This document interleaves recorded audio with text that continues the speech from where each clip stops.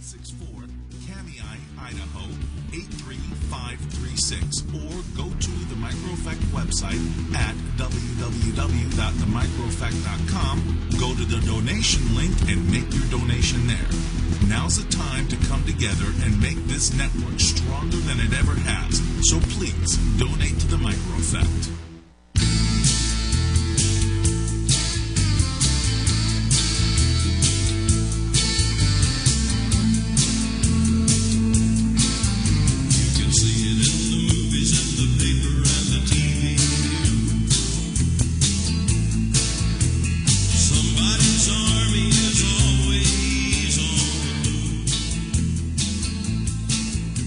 Welcome back, radio listeners. This is Tom Selgas on Liberty's Hammer and Anvil radio program. I'm hosting today for our regular host, Larry Beecraft, who is unavailable again due to many workload-related issues after being out ill for nearly 6 weeks. So on this hour, I have Mac McPherson, or his real name is Don, but he goes by Mac. Mac, are you with me? I'm with you, Tom, and I've been with you listening to you and Nathan the last hour, so I'm up to speed as to what you've been discussing. Well, great. Do you have any last-minute comments on anything we've said thus far? Yeah, I'd like to continue with this issue of the assessment. I did cover it a month or two ago with Larry somewhat, but I'm going to look into further that issue that you mentioned, and that is, well, wait a minute, if we don't have a regional director, we don't have a district director under the Reform Act, and I think that was effective July of 98, by the way. If we don't have that person, that office, therefore we can't have that person, then we have no person to assign this duty and authorize this person to sign off on the assessment. And that, I think this assessment issue is crucial, because without an assessment, nothing else follows. I mean, it's the starting point, and that's why I think it's so important. And it has occurred to me just recently, frankly, that maybe this is for the Inspector General, or maybe we play both ends against the middle and ask Congress to investigate this issue and the Inspector General. Now, I don't have a whole lot of faith in either one, but it's at least a starting point, and you never know what. Play two ends against the middle, and you see what might fall out. And the Inspector General, for example, we were very disappointed on this other topic you were talking about, and that is the targeting the Tea Party members and others, and they've whitewashed that. And I don't want to fail to mention, don't want to digress too much here, but on that Tea Party issue, Larry asked me to not forget to mention Lois Lerner. And she was the gal who took the fifth before Congress, the IRS employee, and how ironic that was. And with some satisfaction, a lot of our clients watch that, because our clients often claim the fifth, and IRS says, well, that's frivolous. You can't claim the fifth on a tax return or personally as to testimony or as to books and records. And, of course, a lot of times they have no understanding of the law. So to see this IRS woman, when questioned on all this fallout and whether these folks were really targeted illegally, selection for audit just because they're members of the Tea Party or other political party members who were adverse to the Obama administration, and she stood up and took the fifth. So there was some, and she actually even waived it, as you know. Yeah, right, and that's the other irony is, if not paradox, and that is IRS will make an argument that our client waived by giving some information, and then all of a sudden staying on the fifth, and therefore there's a waiver, and so then their own employee does the same thing, and they of course are not critical. So there's such a double standard, and the problem is, as you and Nathan were discussing, is really with all three branches of the government: executive, legislative, and judicial. And the judicial has the final word. And I think what's worse of all is if the judicial branch is not going to honor their oath to support and defend the Constitution against all enemies, foreign and domestic, then we got a serious problem. And I think that's the root of our serious problem. If they're going to make decisions based on for reasons of political bias or otherwise, for example, trying to save this system because they're afraid if it's not saved, that is the taxation system, if it's not saved, then it's going to lead to chaos and this and that. Well, whatever it's going to lead to, this nation should be a nation of laws, not of men. There's a Supreme Court case, in fact, that says that. I can't think of the citation, but it says we're a nation of laws and not of men. And that's the standard by which we should go. And if we have the black-robed oath takers violating their sacred oath, then that basically constitutes judicial anarchy. And if you got judicial anarchy, what flows from that is obvious chaos. And folks out there, your regular listeners are probably familiar with Bastiat as much as I am, who wrote the law, and he wrote it during the French Revolution, and he basically said the law perverted those who are in power decide what the law is, and they have the power to pervert the law. Therefore, the law basically is meaningless so long as we allow it to be perverted. And that's what it's come to in a lot of these decisions. When it's a tax issue, it's like, oh, the judges are going to view this entirely different of any other case. And that's just, that's not what the law should provide. And this is the challenge that Nathan and Larry and I and other attorneys face every day. And as Nathan said, our position presently is if they're going to rule against us, then hit the nail on the head and tell us that you're ruling against us and the reason why, and give us a good, valid reason, and don't skirt the issue. And coming back then to the assessment issue, we've got 2 cases pending in tax court, and I'm discouraged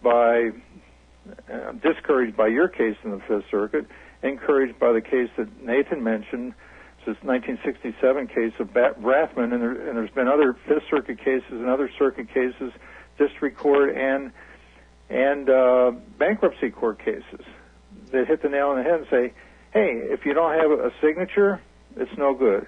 If you don't have a date, it's no good. If you don't have the document that has a signature and date's not correlated to the client, it's no good. And so they use the simple A plus B equals C logic, straight line logic, and they rule in our favor. Now, there's a lot of cases that rule against us, mainly saying, we're not going to let you, McPherson, or you, tax protester, or any citizen out there see the source document. That's hiding the P. I mean, this is like Wizard of Oz. Who's pulling the switches behind this panel that's making all these things happen? And if you can't peek behind the curtain and see it's just some little old man pulling levers, then you can't know the truth. And the truth to be known here is to see the source document. And now we're back to what you said during the first hour, that you suspect, and you may very well be right, you suspect that the reason they're not doing it correctly is they don't have the person installed in office, i.e. the assessment officer, because that person has to be selected by is it the district director or the regional director? Either one. And by the way, I just want to clarify something. Yeah. The Restructuring Reform Act is Public Law 105-206. And on 112 Stat 763, 112 Stat 763, you will see that the district director and the assistant district director of Internal Revenue Service has not been eliminated in the Restructuring Reform Act. That is a false notion. You will see that they are required because they have to sign off on any levy and any levy on a principal residence and certain business assets. So they're personally required that if you're going to get levied, they have to sign off on that. And that's still in the law. That position was not eliminated as the IRS likes to claim. The district director and assistant district director are still required positions. They're still in the regulations. They're still here in the public law. Well, so you're saying they were not eliminated by law, but by practice, IRS has eliminated the position because no one you're absolutely right. holds that and title. So the IRS likes to try to make the argument Congress eliminated the position, that's why we don't have it. That is rubbish. That is a flat-out lie. Congress didn't eliminate the position. The Secretary of Treasury knows that because his regulations still require it for these items. And because they don't have any of them, nobody since I think it went into effect the 2000, right? January 1st, 2000. That's when all the district directors resigned. Okay, but when you say you're concluding that they must still have the position, but because the regulations require the position. But the regulations you refer to is before July of '98, right? They don't have any post July of '98 regulations. Well, they were promulgated before '98, but they're still in the current regulations that are in the latest ones, 2012 and 2013.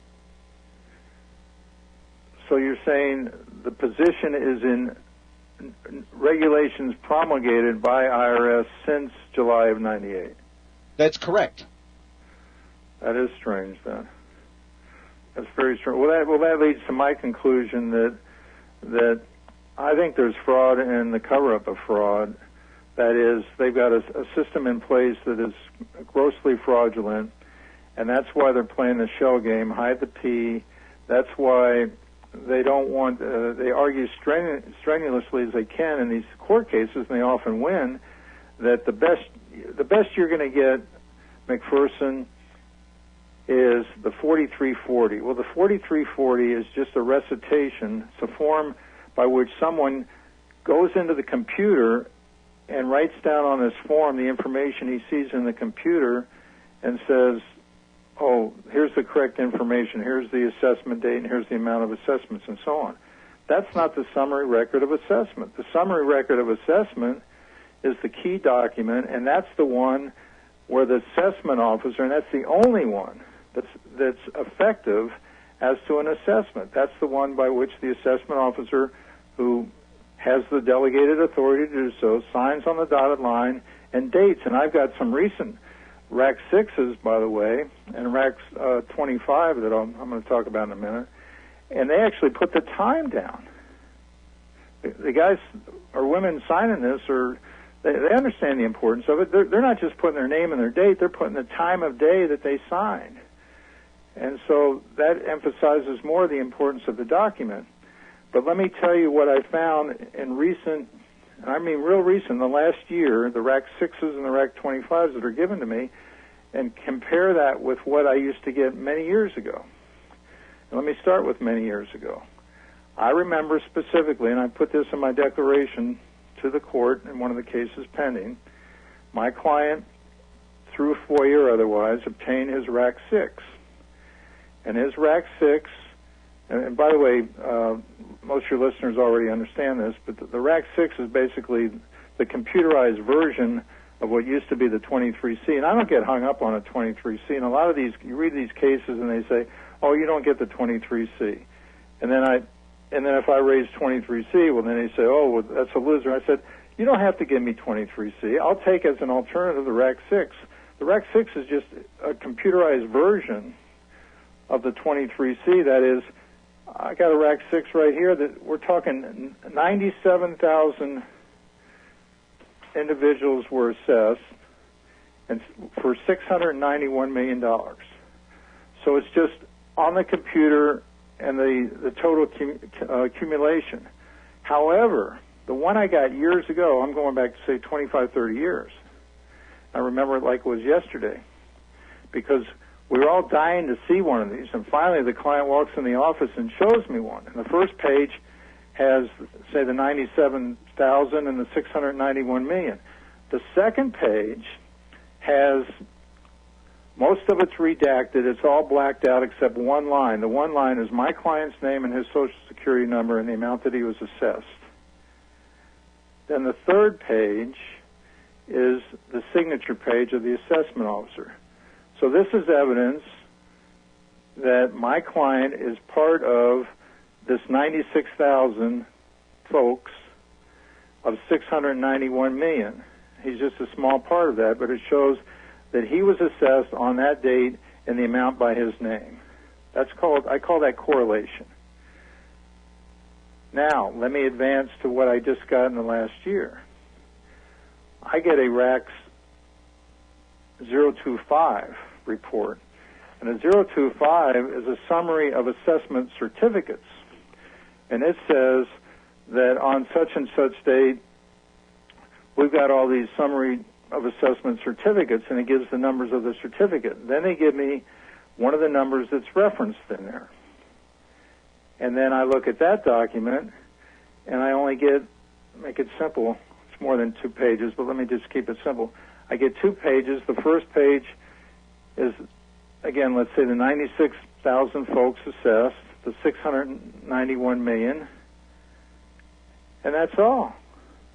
I don't have my client on there correlated. There's no specific reference to my client. Then I get a signature page and a date. Well, sometimes I get a blank. I don't have a signature. So that's defective. But the point is, I know years ago they did a correlation. I suspect strongly that they, for whatever reason, for reasons of man hours, manpower, whatever, cutbacks in IRS or whatever, they're taking a shortcut, and they've decided they ain't going to bother any longer with a direct correlation, and they're just going to input it in the computer regardless, even though they don't have the source document, the assessment document that's key to everything. That's the starting point. Now, what do you think of my argument? I think it's very valid. Not only that, not only do they not have the key document, they won't have it because if the Restructuring Reform Act put personal liability on the district director. And guess what? Nobody wants personal liability. Right. Okay? And I mean that should be a protection. The government, the government gets a pass, a benefit of the doubt. The government is always presumed right, aren't they? In the court of law, when they're testifying or their documents, they're presumed right. Your documents and my documents are never presumed right. Yeah. Right. Well, and that's why. And let me run with that. Let me chase that dog a moment, because, and I hope I'm not chasing rabbits down holes here. And that's the challenge. The Ninth Circuit, for example, says we're going to rely on the 4340 unless you can show something defective, something irregular, something suspicious about it. And so in the one case, they gave me the 4340. And I look at it and I say, okay, I got a 4340. This is a piece of junk. But the Ninth Circuit, if I appeal this tax court case up to the Ninth, they're just going to say, why didn't you show anything irregular about it? And I got one for every year, so I got 4 or 5 of them. And I'm looking at them, I'm thinking, well, wait a minute, that signature, it looks the same on all of them, exactly the same. And then I hold 2 of them up to the light, put one signature over the other, and sure enough, it's exactly the same. If it's exactly the same, I logically conclude what? It's a computer-generated stamp. It's a rubber stamp or some machine-generated signature, akin to a rubber stamp, same result. It's not a personal signature. And then I read the certification. I don't have one in front of me, but it goes at length to say, it's all this swearing under oath and under penalties of perjury, and it's basically saying, you can trust me.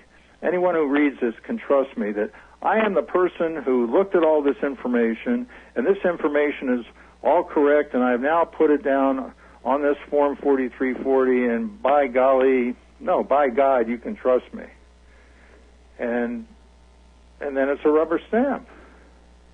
It's even worse than that, because if you do a FOIA request on that rubber stamp, I will bet you 2 things: that person has probably retired.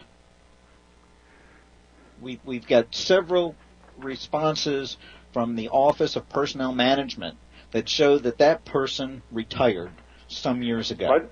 Well, I took a shortcut.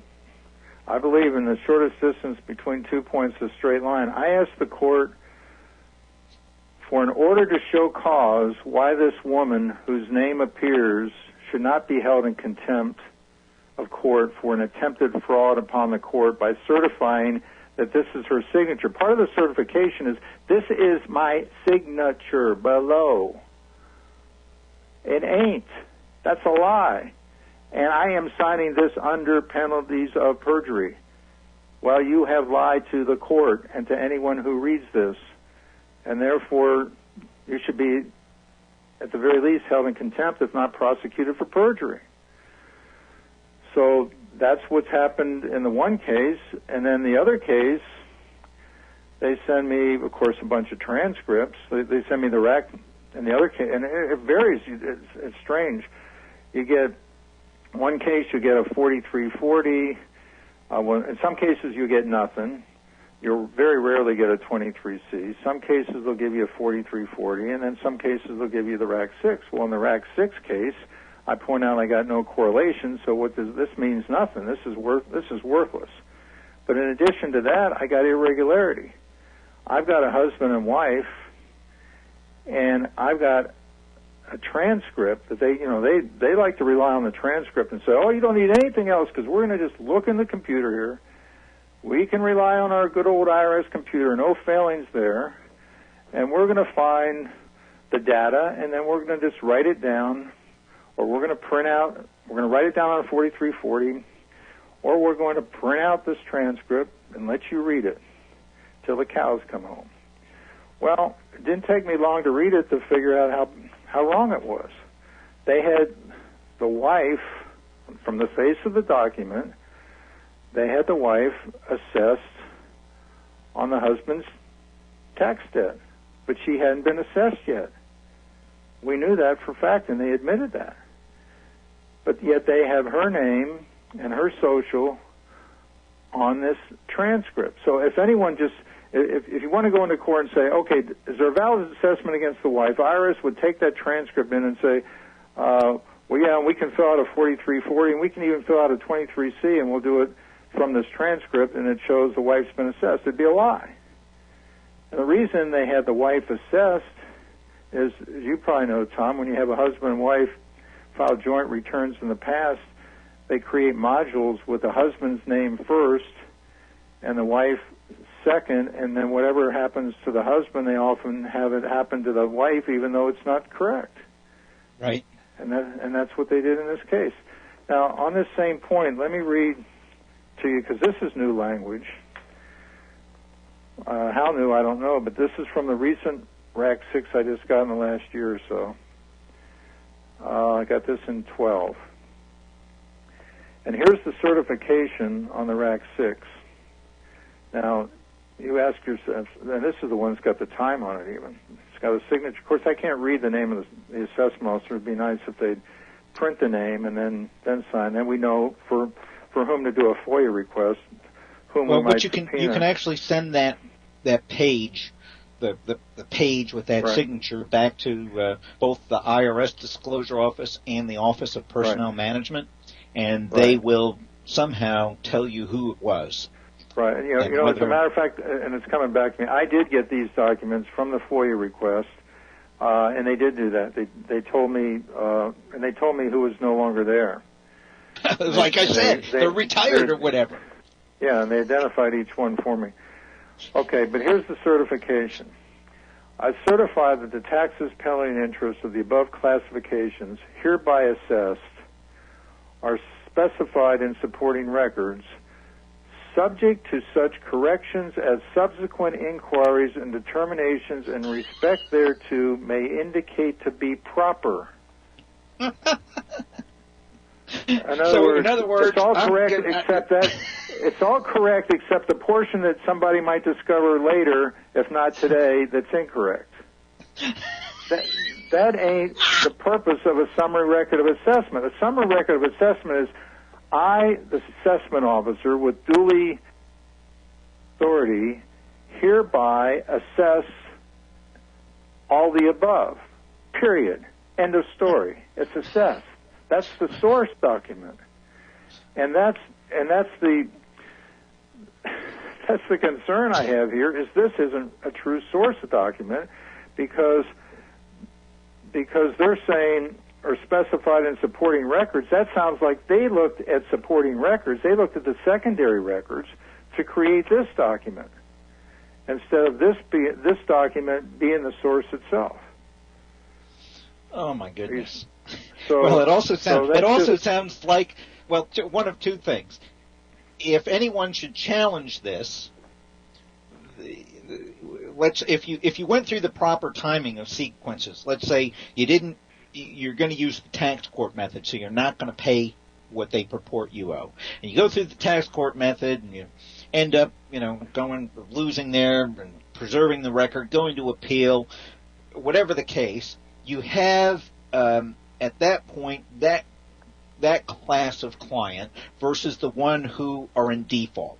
The ones who are in default, in other words, they didn't respond to the notice of deficiency, I guess the assessment officer doesn't have to worry about anything except to prove up that they sent the notice to the right address, it was received by the client, and they failed to respond within the 90 days. So that group of clients, you can, the assessment officer can rely on this. But anyone else who went through the proper channels now, that officer is saying, hey, I don't know if those documents exist or don't exist, and whether they do exist, I don't know if they're true or not true, and so therefore anyone who comes back later and says, hey, these documents aren't correct or true, I didn't certify them. That's what it sounds like.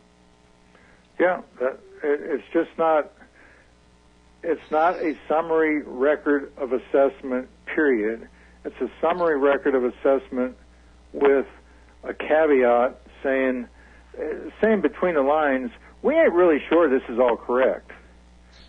Otherwise, why are they going to say, subject to such corrections as subsequent inquiries and determinations in respect thereto may indicate to be proper? That ain't an assessment. An assessment is, I'm the assessment officer, I know what the amount is, because I got this document here. For example, if a guy goes to tax court and loses, or there's maybe a settlement and there's a decision document, and then there's an order, a court order ordering that decision document to be in effect, just like a judgment. That then goes to the service center for this assessment officer on Mondays for some strange reason. If they're still following that procedure, they do it every Monday. Well, I shouldn't say for some strange reason. I think they picked one day of the week to do assessments, again, emphasizing the importance of the assessment. I mean, there's great sanctity given to this whole process. That's why I see on some of them the time. And it's sanctimonious. It ought to be sanctimonious because it's so important. Because without it, you don't have a debt that's owed. You don't have a liability. And so this paperwork's going to arrive from, say, tax court. Pick an easy number.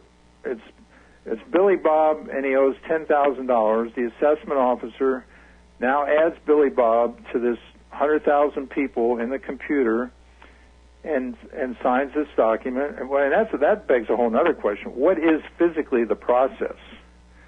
Does Billy Bob... I can't imagine that Billy Bob's going to take care of 100,000 entries, because Billy Bob's an important guy that's got to sign off, and which begs a whole other question of the process of how does this assessment officer know that it's the correct amount? He's relying on other employees. Okay, well, I guess even if we give him that much, we say, okay, you can have all these other employees do the input into the Rack 6 computer program. Hang on a minute. We're coming up to a break, I hear.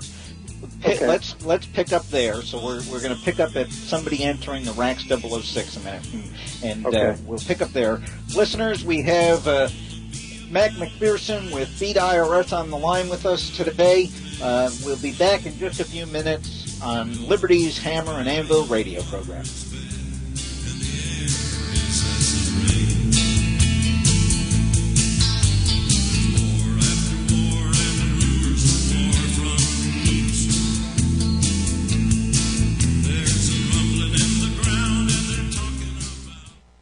Hi folks, Ronnie McMullen here for Life Change Tea. I want to share a truth with you. Many people call Life Change Tea to get help with health issues that are severe and life-threatening. They've seen their doctor and they're now motivated to be proactive in their health. Please listen. Once you are sick, it is a hard climb. Life Change Tea can help you, but it's a hard climb.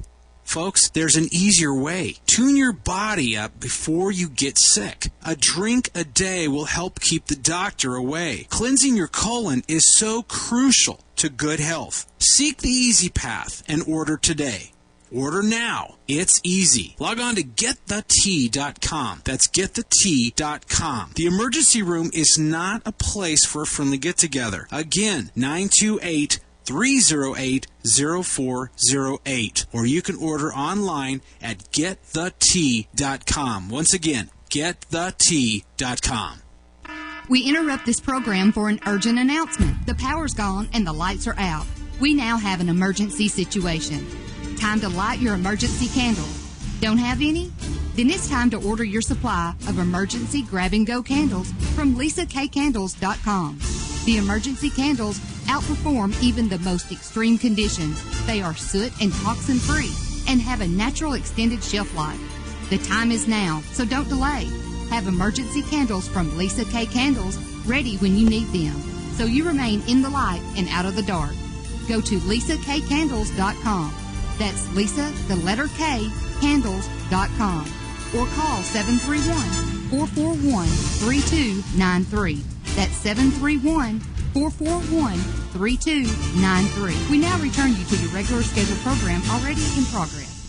People are starting to get serious about their health. This is exciting. Listen to one of our health partners. Hi, my name is Sarah, and I live in Arizona. I'm a certified personal trainer, fitness instructor, and weight loss specialist. I believe that exercise and a healthy diet are the main keys in physical fitness. As you know, our food industry has been compromised, and Life Change Tea is 100% organic and is specifically designed to help cleanse your body on a daily basis. I try to encourage all of my clients to drink Life Change Tea to help them jumpstart their fitness goals. I really would recommend that you make Life Change Tea your partner on your journey to a healthy lifestyle. There you go. So make the choice, make the call. Call us at 928-308-0408. That's 928-308-0408. Or you can log on to getthetea.com. That's getthetea.com. 928-308-0408. Get excited, get healthy, get the tea.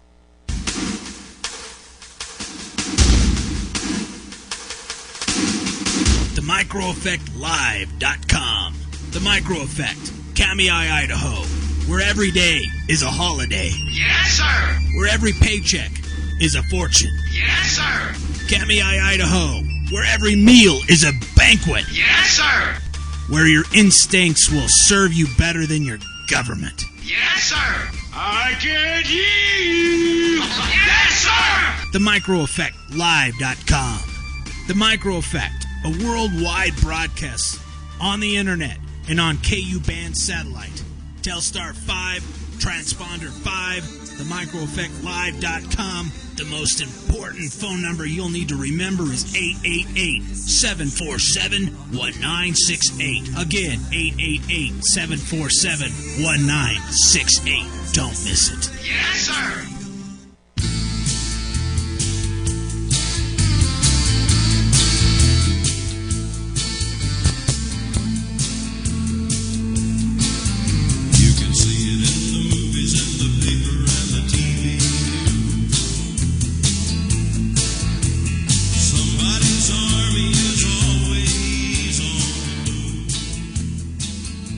Okay, radio listeners, this is our last half-hour segment here on Liberty's Hammer and Anvil radio program, and my guest this last hour is Mac McPherson with www.beatirs.com, www.beatirs.com. Mac, I appreciate you taking the time to do this today. I should have said that earlier.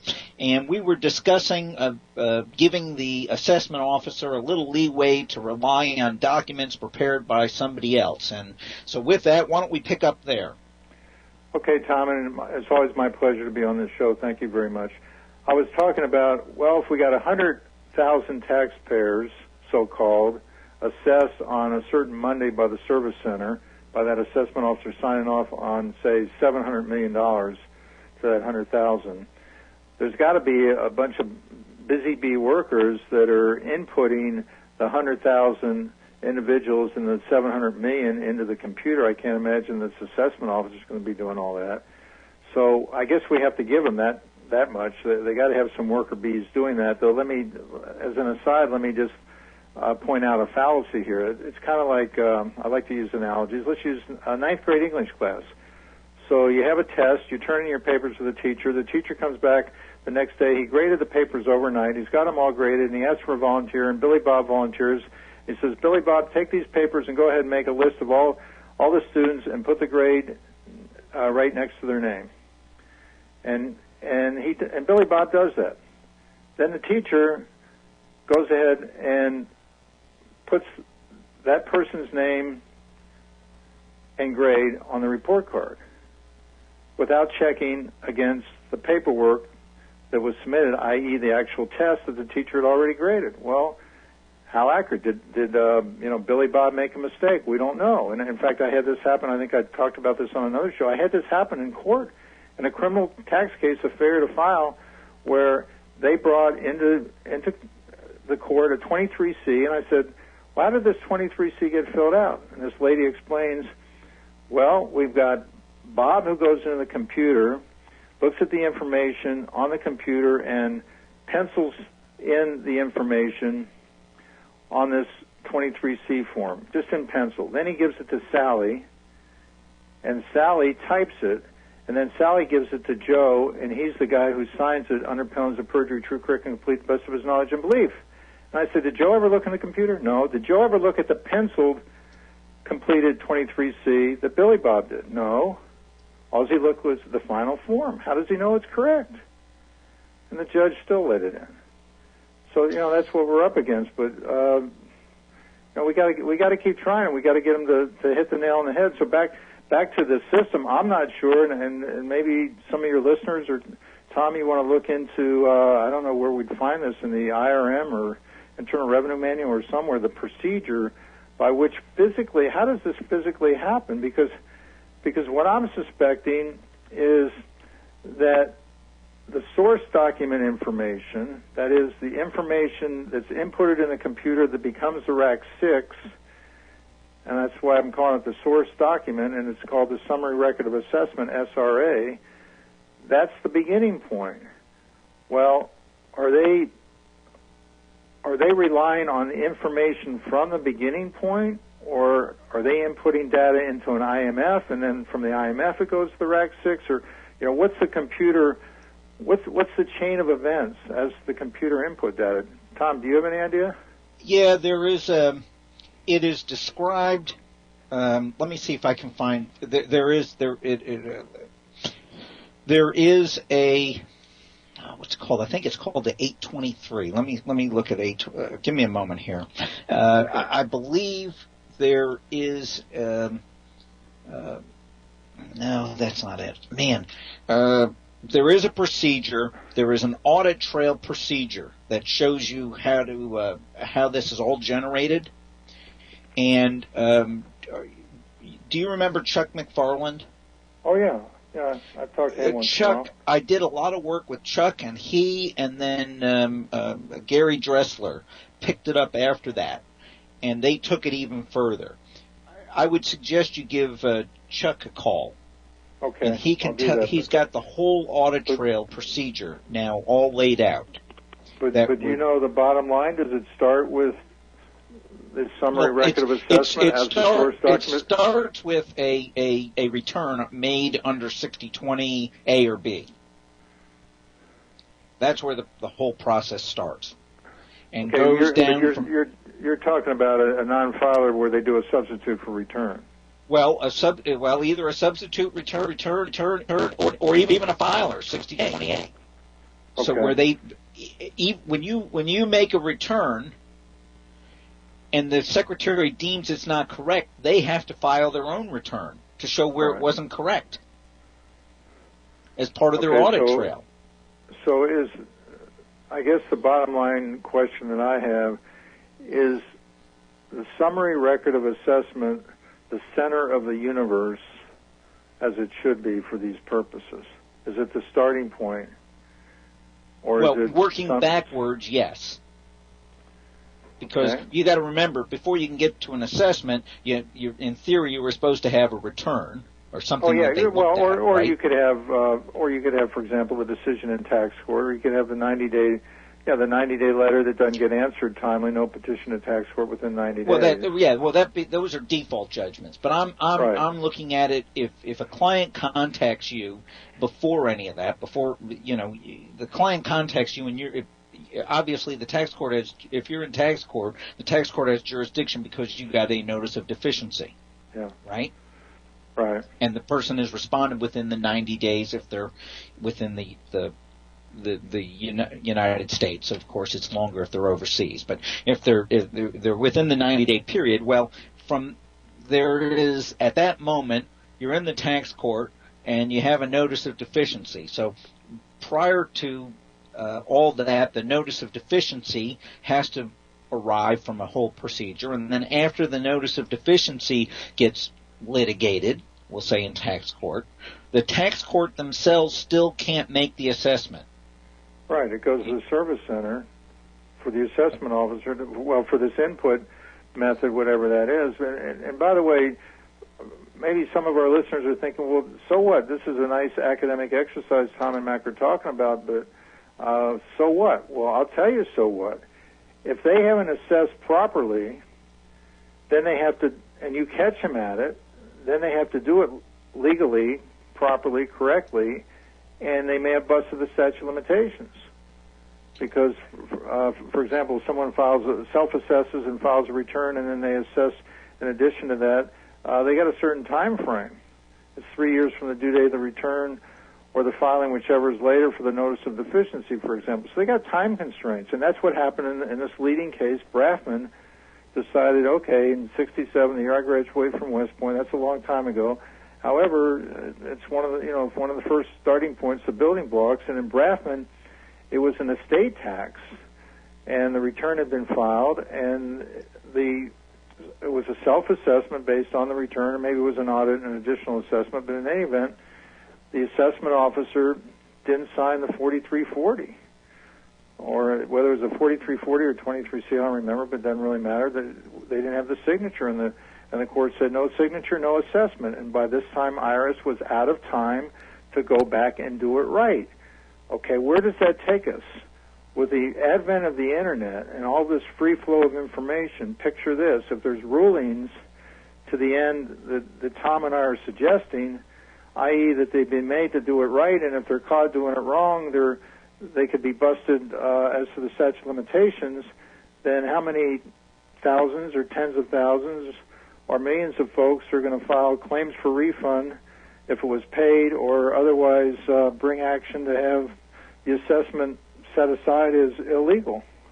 Because, I mean, how many people are going to request their summary assessment record and see if it's got a signature and a date, see if IRS can even find it?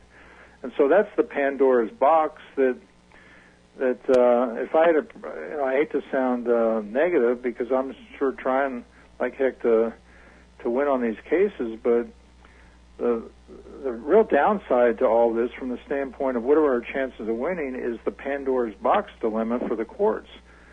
Will they dare open the Pandora's box and say, well, Tom and Mac are right, you got to look at the source document. Give them the source document. Oh, well, this doesn't look like a proper source document. Do you have the proper one? Oh, you don't? Okay, well, I guess if you don't, then you don't have a proper assessment, do you? Okay, end of story, bring down the gavel. Case closed, no proper assessment. Go back and redo it. Well, they go back, but it's too late.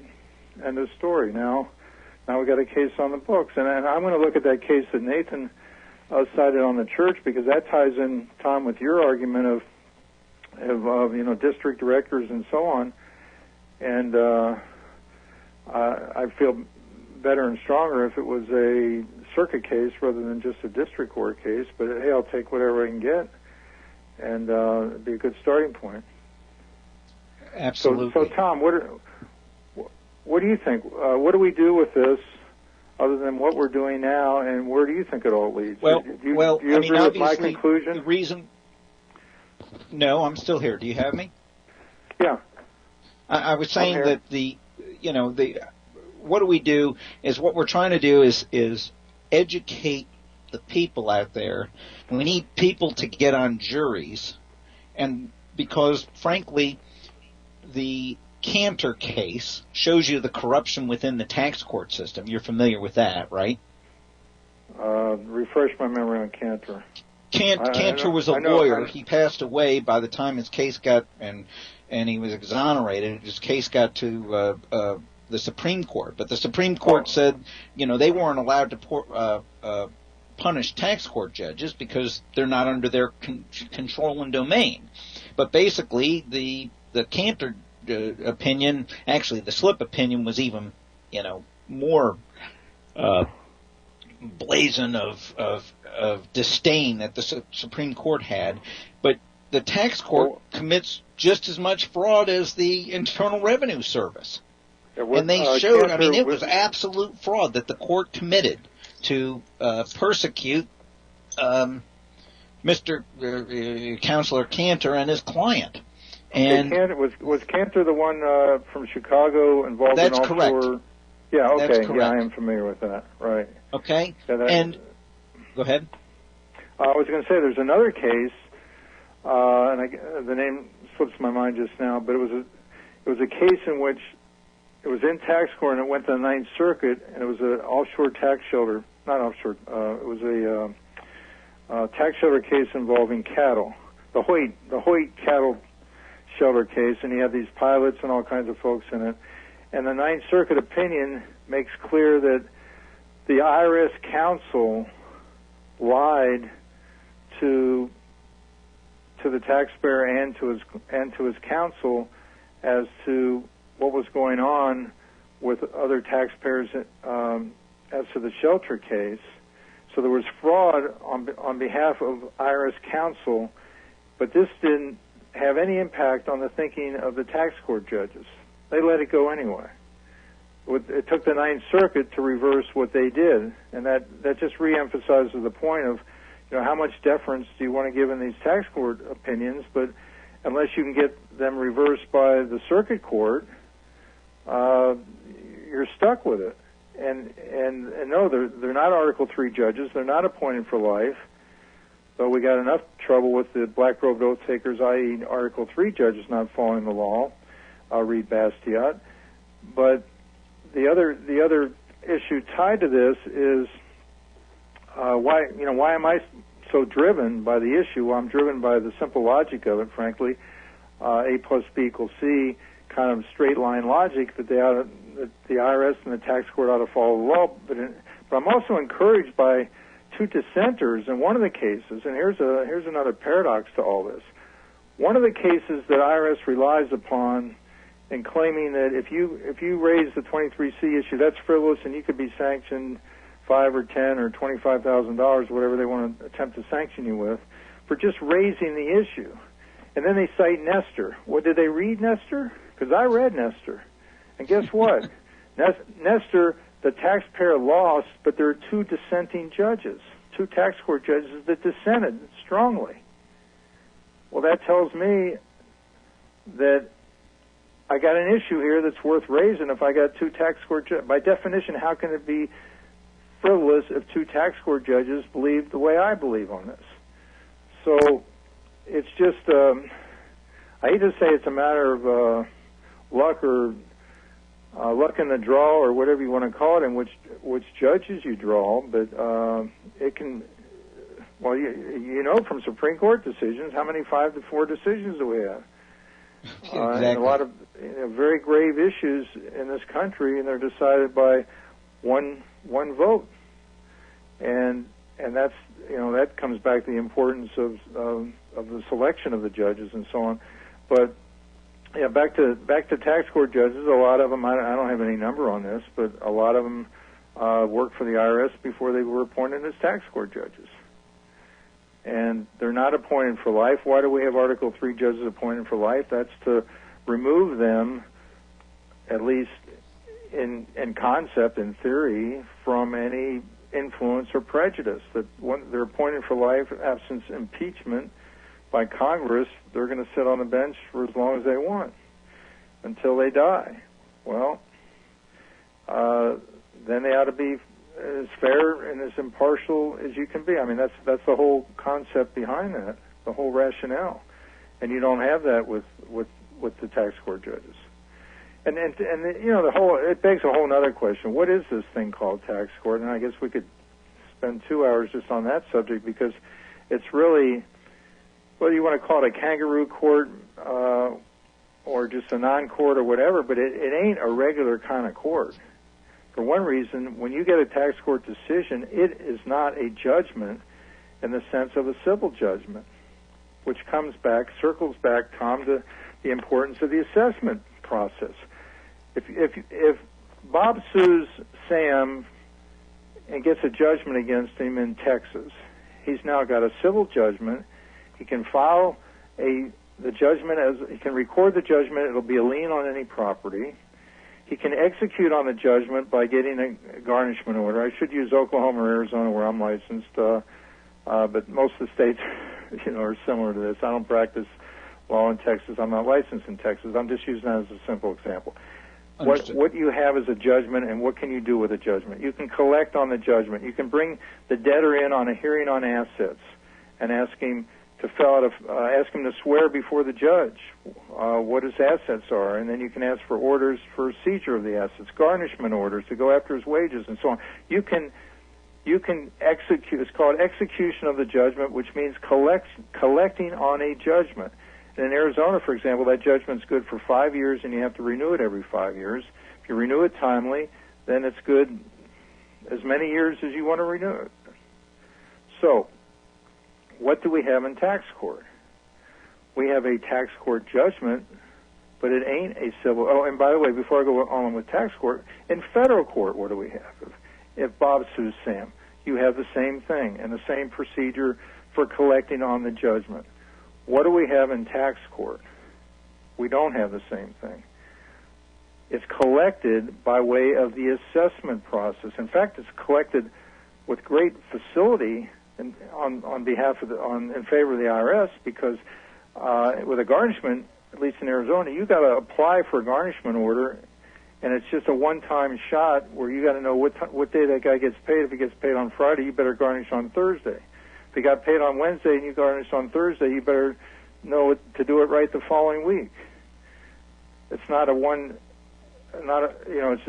one-time deal that lasts indefinitely. On the other hand, a levy against wages stays in place indefinitely. So my point is, the tax court judgment leads to an assessment, which can lead to lien, levy, distraint, and all these other administrative powers that no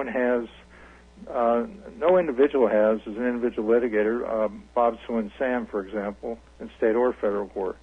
But the federal government, the Congress, has given IRS all these administrative powers to easily grab your wages, grab anything they can find, and not have to go back to court. So now, Tom, we're back to the importance of the assessment, because once they have this tax court judgment, it's no good unless they have a proper assessment, because everything flows from the assessment. You got to have proper assessment first before you can have lien, levy, or any other collection powers executed. Well, this is the state. Well, this is the state of of confusion that exists.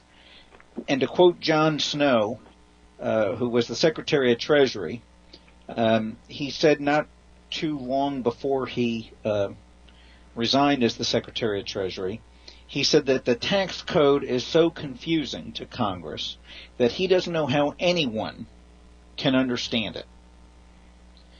And that's I'll call it a statement against interest, obviously.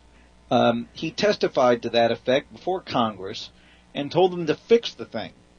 There is no way that any of us, we're presumed, or quote unquote, we're presumed to know the law. But here you have the Secretary of Treasury, the man who's supposed to be administering that law, who says that there's nobody who can understand the thing. And part of the problem is, I think a lot of it is applied to non-citizens. I'll just put it that way. But they want to make it applicable to citizens, and so therefore you have all these shortcuts and computer things and other things they do to get around what the law requires.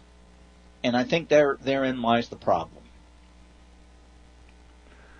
And it ain't about to change anytime soon. It's the old expression, we got the best Congress money can buy, and now we got the best president money can buy. And Isn't that which also ties in with the problem with the Supreme Court. The law in this land, including the Constitution, what the Constitution means, depends on what 5 out of 9 Supreme Court justices say for reasons of political bias, senility, other prejudice, whatever reason. And that's why it's so important as to who the president is, because he appoints the Supreme Court justices for life. And you can have a reign of, what do you want to call it, a reign of terror or a reign of goodwill or whatever reign you want to call it. You always hear about the Burger Court. I forget how many years the Burger, was it 20, 30, or 40 years that we had the Burger Court from back in Nixon days and so on. You have these quote courts that are controlled by one or more of the justices on the court, in essence, and it affects the jurisprudence of this country for decades. Right, so, and so then we end up with this false notion of a living constitution, which should also beg the question: if the Supreme Court believes this notion of a living constitution and it can be changed, therefore nobody can actually know what the law is at any moment in time, can they? Well, it's worse than that, because, as I pointed out on the show before, federal law in this country depends on where you live. You're in Texas. That's true, too. Okay, Texas in the 5th Circuit, Arizona and California are in the 9th Circuit. What you do in Texas might be wrong under tax law as decided by the 5th Circuit. It might be okay in the 9th Circuit. Well, if that's not confusing enough, and then you could have all these different circuits deciding it one way or another, this particular issue, but it might take 10 years before you have, say, 5 or 6 or 8 circuits have now made the decision, so you got a big enough split of authority, conflict among the circuits that gets the Supreme Court's attention, and they say, okay, well, a good 10 or 20 years have gone by, I guess we ought to settle this issue.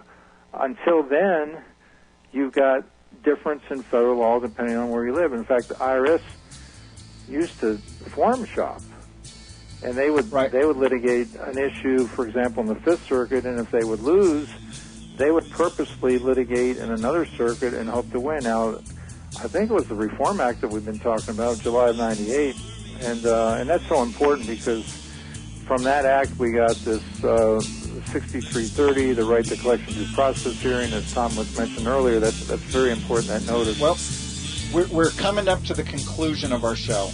I'm sorry, we're gonna have to wrap up. Mac, I thank you again for having us or being a guest on this hour of Liberty's Hammer and Anvil.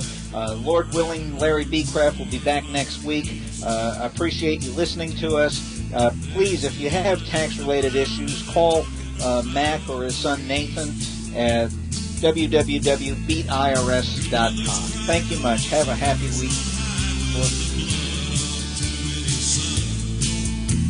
Some people say peace is on the way.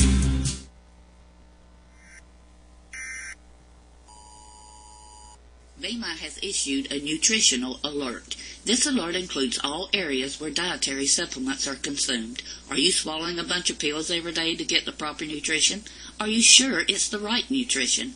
Well, set your mind at ease. With 90-plus nutrients, BEMA is a complete liquid dietary supplement. The daily 2-ounce serving gives you all the vitamins and minerals your body needs, featuring 12 full-spectrum vitamins, plant-source minerals, a powerful blend of mangosteen fruit, organic aloe vera, and green tea. BEMA is quite possibly the world's most powerful liquid antioxidant with the most complete nutrition. So join the health revolution. Go to mgbrewer.bema.com. That's mgbrewer.bema.com or call 478-968-7034. 478-968-7034.